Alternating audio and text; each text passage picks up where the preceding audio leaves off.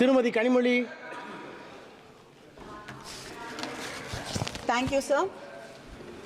அறிவும் மானமும் மனிதர்க்கு அழகு என்றார் தந்தை Periyar. Sir, show the speaker, the one MP. அறிவு என்பது கல்வியின் வழியாக பெறுவது. அந்த கல்வியின் வழியாக பெற்ற அறிவன் வழியாக சுயமரியாதையும் மானமும் என்ன என்பதை மக்கள் உணர்ந்து கொள்வார்கள். இது இரண்டும் நடந்துவிடக் கூடாது. ஒதுக்கப்பட்ட மக்கள் என்றும் ஒதுக்கப்பட்டவர்களாக இருக்க வேண்டும் என்பதால் வழி வழியாக எங்களுக்கு கல்வி மறுக்கப்பட்டது. இன்று அந்த வழியிலே அந்த மறுக்கப்பட்ட நியாயங்களுக்காக போராடி கொண்டிருக்கக்கூடிய சில பேர் இன்று ஆட்சி நடத்தக்கூடிய நிலையிலே நாம் நின்று கொண்டிருக்கிறோம். பிஜேபியோடைய 2014 தேர்தல் அறிக்கையிலே investment in education yields the highest returns என்று அவர்கள் சொல்லி இருக்கிறார்கள். ஆனால் காத்து கொண்டிருக்கிறோம் அந்த எடுகேஷன்ல இன்வெஸ்ட் பண்ணக்கூடிய தினம் எதுவாக இருக்கும் என்று. யூபிஏ அரசாங்கத்திலே ஜிடிபியில 4.77% கல்விக்காக ஒதுக்கப்பட்டது. தமிழ்நாட்டிலே எங்களுடைய முதலமைச்சர் அவர்கள் கல்விக்காக தமிழ்நாட்டு ஜிடிபியிலே 12% ஒதுக்கீடு செய்கிறார். ஆனால் இந்த அரசாங்கம் யூனியன் கவர்மெண்ட் அவங்களுடைய நிதிநிலை அறிக்கையிலே இந்த ஆண்டு 2.5% கல்விக்காக ஒதுக்கீடு செய்யப்பட்டிருக்கிறது. அருகிலே இருக்கக்கூடிய பூட்டான்ல 8% ஒதுக்கீடு செய்கிறார்கள். ஆனால் இந்தியாவிலே 6% கூட நாம் இன்று வரை தொடவில்லை. கல்வி என்பது பொது பட்டியலிலே இருக்கிறது. It is in the concurrent list. ஆனால் இங்க இருக்கக்கூடிய ஒன்றிய அரசாங்கம் ஏதோ அது அவர்களுக்கு கொடுக்கப்பட்ட ஒன்றாக, அவர்களுக்கு மட்டுமே உரிமை இருக்கக்கூடிய ஒன்றாக நினைத்து கொண்டு நடந்து கொள்கிறார்கள். கல்விக்காக ஒதுக்கீடு செய்யப்படக்கூடிய நிதியில் 60% ஒன்றிய அரசாங்கம் தர வேண்டும், 40% மாநில அரசாங்கம் தரக்கூடிய ஒன்று. ஆனால் உண்மை நிலை என்னவென்றால் செஸ் 4% ஹெல்த் அண்ட் எஜுகேஷன் என்ற பெயரிலே வாங்குகிறார்கள். அது மாநிலங்களில் இருந்து சாமானிய மக்களிடமிருந்து வாங்கக்கூடிய அந்த நிதியில் கல்விக்காக ஒரு முக்கியமான தொகையை அவர்கள் ஒதுக்க வேண்டி இருக்கிறது. அப்படி பார்க்க போனால் கிட்டத்தட்ட 50% மேலாக கல்விக்காக நிதியை வழங்கி கொண்டிருப்பது மாநில அரசாங்கம் தான். கல்வி பொதுப்பட்டியலில் இருக்கிறது. அதற்கான அதிகமாக நிதியை தரக்கூடியவர்கள் நாங்கள். எங்களிடம் இருந்து வரி என்று சொல்லி, ஜிஎஸ்டி சொல்லி எங்ககிட்ட இருக்கக்கூடிய நிதியை எல்லாம் வாங்கிக் கொள்கிறீர்கள். ஆனால் எங்களுக்கு மாநிலத்திற்கு தர வேண்டிய, கல்விக்காக தர வேண்டிய நிதியை வைத்துக்கொண்டு வழங்க மறுக்கிறீர்கள். இது எப்படி இருக்கிறது என்றால், மணிமேகலையின் கையிலே இருந்த அக்ஷய பாத்திரத்தை பிடுங்கிக் கொண்டு பிச்சை பாத்திரத்தை வழங்கி இருக்கக்கூடிய ஒரு நிலையிலே இன்று மாநில அரசாங்கங்கள் நின்று கொண்டிருக்கிறது. You're dictating. You're holding us ransom. Shameful. SSA, Samagra Shiksha Abhiyan, Inclusive Education Program என்பது தமிழ்நாட்டு பொறுத்தவரை கிட்ட ஏறத்தாழ 3585 கோடி அதற்காக ஒதுக்கப்பட்டிருக்கிறது. யூனியன் கவர்மெண்ட் காம்பனன்ட் 60%, 2151 கோடி. ஆனால் அந்த 2151 கோடியிலே இன்று வரை, ஜூன் மாதம் வழங்கப்பட வேண்டியது இன்று வரை 500 கோடி முதல் தவணையாக வழங்க வேண்டிய நிதி வழங்கப்படவில்லை. அதற்கு என்ன காரணம்? பிரதமரின் ஸ்ரீ பள்ளிக்கூடங்கள் என்ற ஒரு திட்டம் வழங்கப்பட்டிருக்கிறது. அது PM ஸ்ரீ ஸ்கூல்ஸ். அது கிட்டத்தட்ட புதிய கல்விக் கொள்கையை ஒவ்வொரு மாநிலத்தின் மீதும் திணிக்கக்கூடிய ஒரு திட்டமாக இருக்கிறது. எங்களுடைய முதலமைச்சர் தளபதி அண்ணன் ஸ்டாலின் அவர்கள் இன்று வரை புதிய கல்விக் கொள்கையை தமிழ்நாடு ஏற்றுக்கொள்ளாது என்று திட்டவட்டமாக தெளிவாக தெரிவித்திருக்கிறார்கள். ஆனால் அந்த கொள்கைக்காக இன்று தமிழ்நாட்டிற்கு தரப்பட வேண்டிய 500 கோடியை தர மறுத்து கொண்டிருக்கிறீர்கள். இது எப்படி இருக்கு? எங்க கிட்ட இருந்து பணத்தை வாங்கி வைத்துக்கொண்டு புதிய கல்விக் கொள்கையை நீங்கள் ஏற்றுக்கொண்டால்தான் உங்களுக்கு நிதி வழங்கப்படும் என்றால் நாங்கள் தேர்ந்தெடுக்கப்பட்ட பிரதிநிதிகள் இல்லையா? தமிழ்நாடு அரசாங்கத்தை மக்கள் தேர்ந்தெடுக்கவில்லையா? எங்கள் முதலமைச்சரை மக்கள் தேர்ந்தெடுக்கவில்லையா? நீங்கள் மட்டும்தான் மக்கள் பிரதிநிதிகளா? உங்களுக்கு என்ன உரிமை இருக்கிறது? உங்களுடைய இதே பிரதமர் குஜராத்தின் முதலமைச்சராக இருந்த பொழுது மாநில உரிமைகளுக்காக குரல் கொடுத்துக் கொண்டிருந்தார். இங்கே பிரதமரானவுடன் இன்று மாநிலத்தின் உரிமைகளை பறிக்கக்கூடிய ஒருவராக மாறியிருக்கிறார். எங்களுடைய கல்விக் கொள்கையிலே, எங்களுடைய மக்களுடைய நம்பிக்கையிலே, மக்கள் தேர்ந்தெடுத்திருக்கக்கூடிய அரசாங்கத்தின் உரிமைகளிலே தலையிடுவதற்கு ஒன்றிய அரசாங்கம் யார் என்று நான் கேட்கிறேன். நீங்கள் சொல்லக்கூடிய புதிய கல்விக் கொள்கை, இங்கே பேசியவர்கள் சொன்னார்கள் மும்மொழி கொள்கை என்றால் எங்களுக்கு என்ன தெரியாது, திராவிட முன்னேற்ற கழகம் மொழிக் கொள்கையை வைத்துக்கொண்டு அரசியல் செய்து கொண்டிருக்கிறது, ஏமாற்றுகிறது என்று. நான் கேட்கிறேன், உலகத்திலே வேறு ஏதாவது ஒரு இடத்திலே மொழி போராட்டத்திலே உயிரை தியாகம் செய்த நூற்றுக்கணக்கானவர்கள் எங்கே இருக்கிறார்கள் என்று நீங்கள் காட்ட முடியுமா?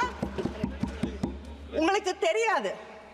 ஏனென்றால் இந்த நாட்டின் விடுதலை போராட்டத்தில் கூட நீங்கள் பங்கேற்றுக் கொள்ளவில்லை. அதனால் உங்களுக்கு தியாகம் என்பது என்னவென்று புரியாது. இங்கே கேந்திரிய வித்யாலயங்கள், உங்களுக்கு உதாரணத்திற்காக நீங்கள் மொழிக் கொள்கையில எப்படி நடந்து கொள்வீர்கள் என்று உங்களுக்கு விளக்குவதற்காக, இங்கே இருக்கக்கூடிய சில பேருக்கு விளக்குவதற்காக நான் சொல்லுகிறேன். கேந்திரிய வித்யாலயங்களிலே அங்கே இருக்கக்கூடிய மாநில மொழியை கற்றுத் தருவோம் என்று சொல்கிறீர்கள். தமிழ்நாட்டில் 45 கேந்திரிய வித்யாக்கள் இருக்கிறது. ஆனால் அதில் நீங்கள் எப்படி தமிழை சொல்லித் தருவீர்கள்? அங்கே இருக்கக்கூடிய மாணவர்களிலே 20 பேர் ஒரு வகுப்பிலே இருக்கக்கூடியவர்கள் எல்லாம் இணைந்து அங்கே இருக்கக்கூடிய தலைமை ஆசிரியரிடம் கோரிக்கை வைக்க வேண்டுமா?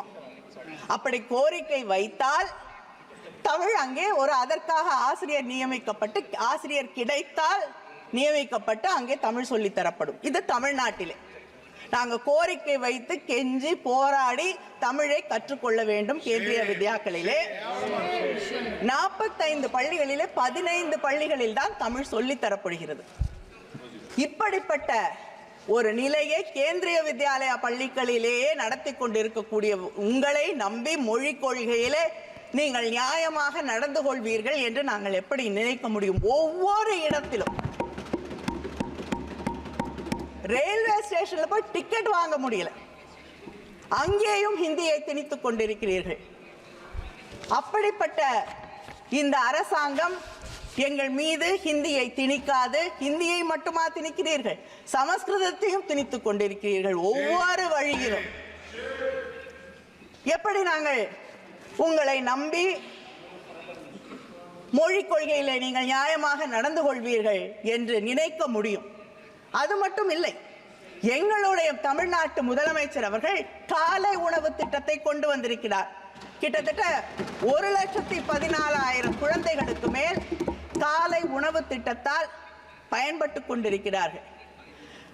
மதிய உணவு திட்டத்தை கொண்டு வந்ததும் தமிழகம் என்ற பெருமையை நாங்கள் தனையுமென்று சொல்லிக் கொள்வோம். ஆனால் PM போஷான் என்ற திட்டம் நாடு முழுவதும் இருக்கக்கூடிய இந்த திட்டத்திற்கு இந்த அரசாங்கம் அந்த திட்டத்திற்கான மதிப்பீடு 11,600 கோடி. அதுல குழந்தைகளுக்கு உணவு தரக்கூடிய திட்டத்திலே நீங்கள் ஒதுக்கீடு செய்திருப்பது 10,000 கோடி. உணவு, குழந்தைகளுக்கு உணவு தரக்கூடிய இந்த PM போஷான் திட்டத்திற்கு கூட போதிய நிதியை ஒதுக்க முடியாத நீங்கள் எங்களுக்கு கல்வியை பற்றி சொல்லித் தருகிறீர்கள். நாங்கள் அதற்கு தலைவணங்கி ஏற்றுக்கொள்ள வேண்டும். அதே போல நான் எடுக்கப்பட்டிருக்கக்கூடிய ஒரு நேஷனல் சாம்பிள் சர்வேல இந்த நாட்டிலே அதிகமாக பெண் குழந்தைகள் பள்ளியிலிருந்து நிறுத்தப்படுவதற்கு காரணம் அவர்கள் வீட்டு வேலைகளை செய்ய இருப்பதால்.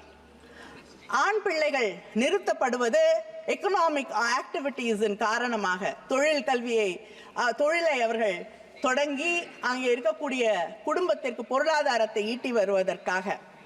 இந்த புதிய கல்விக் கொள்கையிலே நீங்கள் விஸ்வகர்மா என்ற திட்டத்தை கொண்டு வந்து இந்த பிள்ளைகளை படிக்கக்கூடிய வாய்ப்புகளை எல்லாம் மறுத்து வழி வழியாக எந்த குலக்கல்வியை திராவிட முன்னேற்ற கழகமும் திராவிட இயக்கமும் எதிர்க்கிறதோ அதே கல்வியை கொண்டு வந்து எங்கள் பிள்ளைகளின் படிப்பை, எதிர்காலத்தை நாசமாக்க துடித்துக் கொண்டிருக்கக்கூடிய அந்த புதிய கல்விக் கொள்கையை எங்களால் எப்படி ஏற்றுக்கொள்ள முடியும்?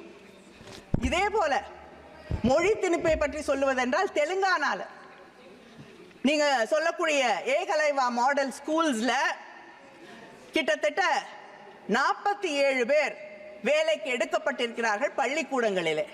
அதிலே 44 பேர் ஹரியானாவில் வந்திருக்கிறார்கள், தெலுங்கானாவில் இருக்கக்கூடிய பள்ளிகளிலே கல்வி சொல்லிக் கொடுப்பதற்காக.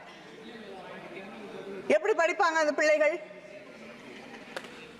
இப்படி புதிய கல்விக் கொள்கையின் வழியாக இந்த பள்ளிகளிலே இருக்கக்கூடிய அந்த ட்ரைபல் ஸ்கூல்ஸ்ல இருக்கக்கூடிய மாணவர்களின் கல்வியை கெடுப்பதற்கான ஒரு வழிவகையை உருவாக்கி கொண்டிருக்கிறீர்களே தவிர அவர்களை காப்பாற்றுவதற்காக, அவர்கள் எதிர்காலத்தை பற்றி கவலைப்படக்கூடிய ஒரு திட்டத்தை நீங்கள் உருவாக்கவில்லை.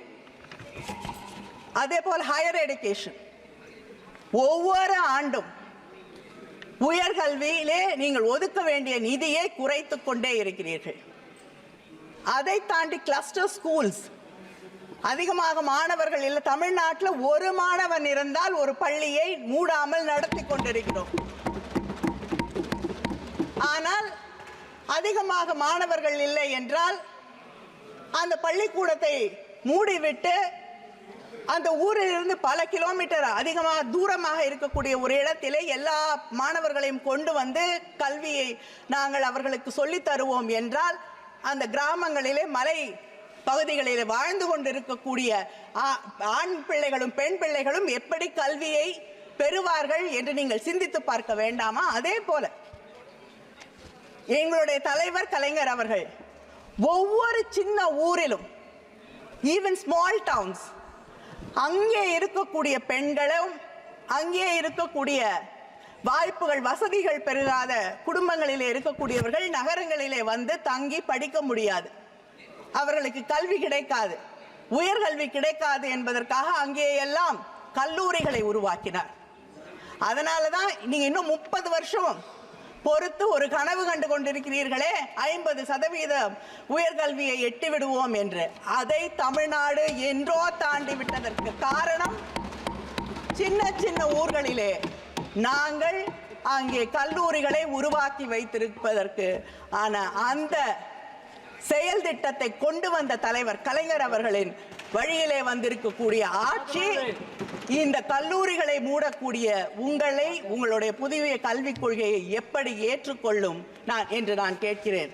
அது மட்டும் இல்லை, இன்னும் சொல்வதற்கு நிறைய இருக்கிறது. இன்னும் சில நிமிடங்கள். கருத்துக்கள் நிறைய இருக்கு, ஆனா சீக்கிரம் முடிக்கிறேன்.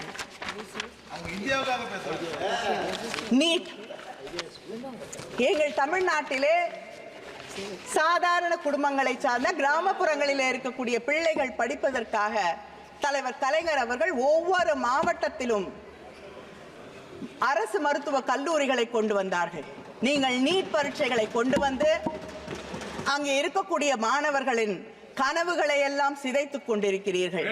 எத்தனை பேர், எத்தனை மாணவர்கள் உயிரை மாய்த்துக் கொண்டிருக்கிறார்கள். அதை பற்றி உங்களுக்கு கவலை இல்லை. ஏனென்றால் இந்த அரசாங்கம் வந்த பிறகு ஒரே ஒரு தொழில் மற்றும் வளர்ந்திருக்கிறது. கிட்டத்தட்ட 5750 கோடி. கோச்சிங் இண்டஸ்ட்ரி, இந்த கோச்சிங் ஸ்கூல் இது மட்டும்தான் வளர்ந்திருக்கு. NTA 28 எக்ஸாமினேஷன்ஸ் நடத்தி கொண்டிருக்கிறது. யாராவது ஒருத்தர் அரசாங்கத்திலிருந்து அங்கே நிரந்தர பணியிலே இருக்கிறார்களா என்றால் இல்லை. நீங்க சொன்ன பதில் தான் நான் கேட்ட கேள்விக்கு. There is not one single person who is a permanent employee and who is answerable. அப்ப கேள்வித்தாள்கள் அதில் இருக்கக்கூடிய ரகசியத்தை எப்படி பாதுகாப்பீர்கள்? இதைத்தான் எங்களுடைய முதலமைச்சர் முதல் நாளிலிருந்து இந்த நீட் பரீட்சைகள் தேவையில்லை தேவையில்லை தேவையில்லை என்பதை சொல்லிக் கொண்டிருக்கிறார். இந்த புதிய கல்விக் கொள்கையில உங்களுக்கு மறந்துடுது, இது கன்கரண்ட் லிஸ்ட்ல இருக்கு, பொதுப்பட்டியல்ல இருக்குன்னு. அதனால நீங்க சிலபஸையும் நீங்க தான் உருவாக்குவேன் என்கிறீர்கள். நீங்க உருவாக்கக்கூடிய சிலபஸ் தான் இங்க இருக்கக்கூடிய கலாச்சாரத்தை, பண்பாட்டை, இந்த நாட்டின் நாகரீகத்தை, அரசியல் வரலாற்றை சொல்லித் தரும் என்கிறீர்கள். நீங்க சொல்லிக் கொடுக்கக்கூடிய அரசியல் வரலாறு என்ன? முகலாய மன்னர்களை பற்றி பேச மாட்டீர்கள். மகாத்மா காந்தி அவர்கள் கொல்லப்பட்டதை பற்றி உங்கள் அரசியல் வரலாறு பேசாது. தமிழ்நாட்டிலே இருக்கக்கூடிய தலைவர்களை பற்றி பேச மாட்டீர்கள். பெரியாரை பற்றி நிச்சயமாக பேச மாட்டீர்கள். ஆனால் ஒரு தலைவர் அந்தமான் சிறையில் இருந்து புல்புல் பறவையின் மீது ஏறி, புல்புல் பறவையா ப்ரூம்ஸ்டிக்கான்னு எனக்கு தெரியல, ஏதோ ஒன்றில் ஏறி அவர் சிறையில் இருந்து வெளியே பறந்து வந்தார் என்று உங்களுடைய டெக்ஸ்ட் புக் சொல்லி தருது. இதுவா சயின்டிபிக் டெம்பர்? இதையா மாணவர்களுக்கு நீங்கள் சொல்லி தருவீர்கள், நாங்கள் ஏற்றுக்கொள்ள வேண்டும்? நேற்று இந்த அவையிலே திராவிட இயக்கம்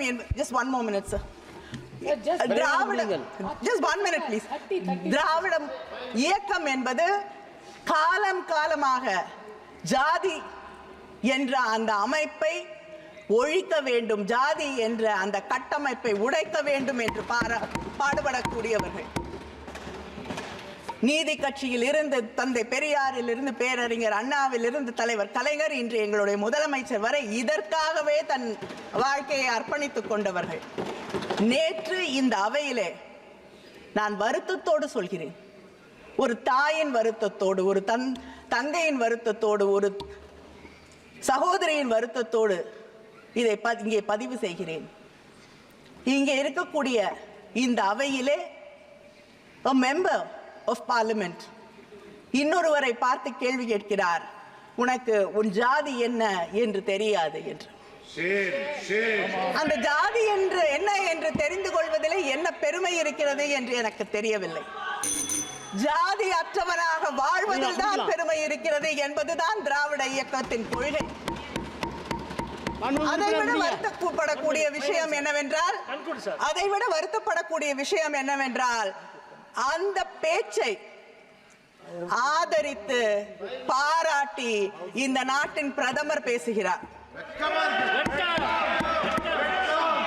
ஜாதி என்பது பெருமை என்று சொல்லக்கூடிய ஒரு ஆட்சி ஜாதியின் பெருமையை பற்றி பேசுவது, ஜாதி தெரியாதவர்களை இழிவுபடுத்துவதை ஏற்றுக்கொள்ளக்கூடிய ஒரு பிரதமர் உருவாக்கக்கூடிய ஒரு சிலபஸை தமிழ்நாடு எந்த காலத்திலும் ஏற்றுக்கொள்ளாது. எங்கள் முதலமைச்சர் கடைசி வரை போராடுவார், நாங்களும் போராடுவோம். வணக்கம்.